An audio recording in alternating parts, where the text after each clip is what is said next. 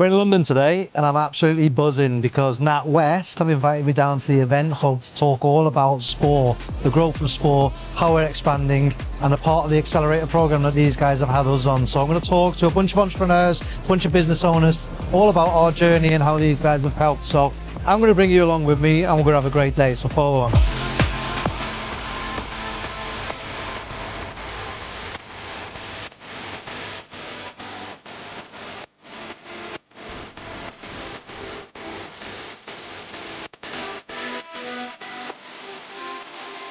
We are an AV meeting room video conferencing technology company. We design and build meeting room video, this stuff, everything that you see here, we design this stuff on the front end of a project in terms of contextual design through to supplying all of the equipment, installing all of the equipment, and then service, which is this bit here. Service, maintenance, and ongoing proactive maintenance of equipment. We now look after over 1,500 meeting rooms. Started the business 7 years ago. I kind of needed a bit of an escape from that, you know, the terraced houses, and my escape, we just had this conversation earlier, didn't we, over a coffee. My escape was joining the military. So I joined the military at 16 years old, and I always say to this very day, the two best things I ever did were to join and to leave the military, in that order. That then has led into the way that I try to run Spor. It's all about structure, it's all about scaling, it's all about doing it in the right way, as opposed to just haphazardly, you know, trying to make things up, even though we're all business owners and we're all making it up anyway, aren't we, really? So, and I spotted a gap, which was essentially my jobs were £3-4 million AV projects, but nobody was doing the 250 grand job very well. You know, it was all a bit Gary in a van. You know, I know someone who can buy a few screens and we'll hang a few screens on a wall and that's it. So what I did was recognize that there was a gap for a really well structured business to target that medium sized market. Well, what happens when the screen breaks? Because Gary's on, you know, he's at the Dog and Duck doing another screen somewhere. And so that was the gap that we just tried to fill with a project management overlay, with the right structure, all of the structures that I took from the military. We put it into Spor. So that's the gap that we found, and that's the reason we started the business in the first place. The reason I'm giving you this backstory is because the DITAM framework and the processes and everything that I'm going to talk about here were relevant when it came to expanding overseas. We started in August 2019, March 2020, everyone got the flu, and then that really accelerated us because everyone then needed to work from home. You go in at 1 minute to that meeting starts and you press start and the thing doesn't work. Who's experienced that? Everyone, right? That's the reactive response. And then they'll raise a ticket to somebody like us and we'll say, we'll have an engineer there tomorrow. So you know, your meeting's gone. So that's what we wanted to try and solve. That's the strategy stuff. So that's kind of your top level. I'm moving offices. I need to understand what the strategy is. We don't do that.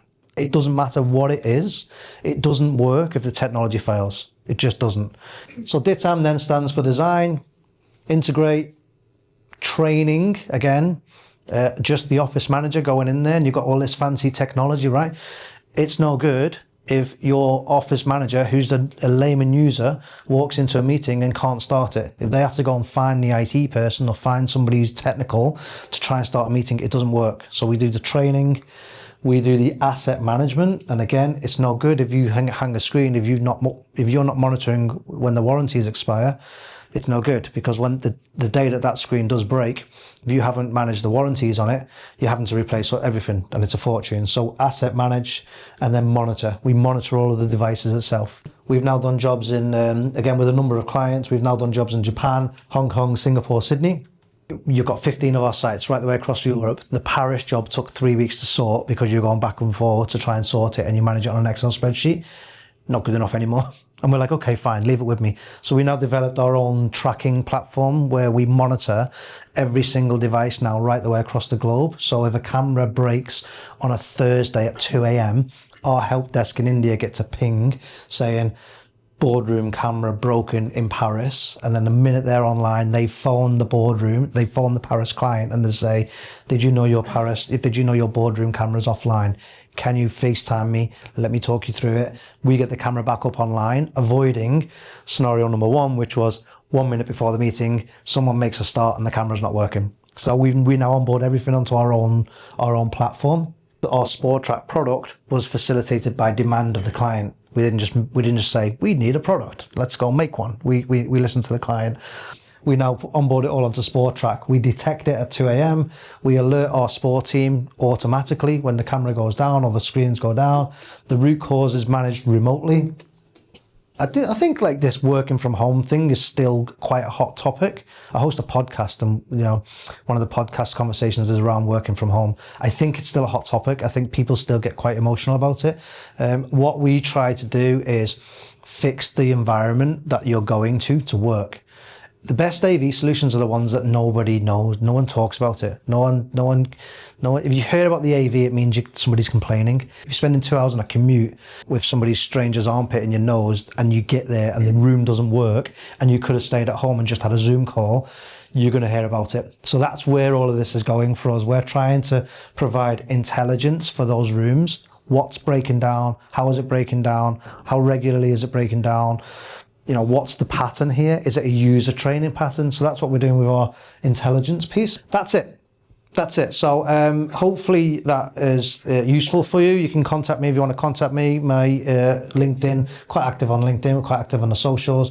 We've got a podcast called the Future Workplace Podcast that talks all about the future workplace, ironically. So feel free to hit me up on that. Thank you for listening. Thank you. Thank you very much. Thank you, Chris. Thank you.